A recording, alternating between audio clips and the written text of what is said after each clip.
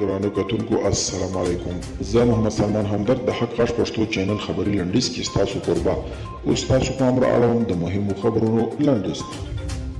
اسلام کلا ګمرک او لګیدنې زیانمن شوي موټر چلوونکي له حکومت تاوان غواړي. د هرات اسلام کلا او د هرات غونډۍ لویې لارې د افغانستان او ایران د غراض افغانستان او ترکمنستان ترمنځ د مالونو لیږد رالېږد د عمده لارې ګڼل کیږي.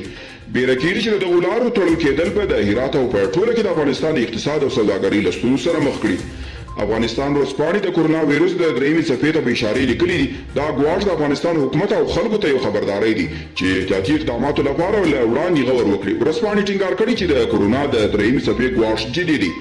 اشرف غني وایي ننګرهار ته منظور شوي ښوونکي باید ژر تر ژره وګمارل شي. د افغانستان جمهور رئیس محمد اشرف غني په یو ویډیو پیغام کې ننګرهار کې د دریو ښځینه واکسیناترانو او یوې پولیسو پر وژنې هم خواخوږي وښوده او ویل دا پیښې ولس له پرمختګه نشي راګرځولی.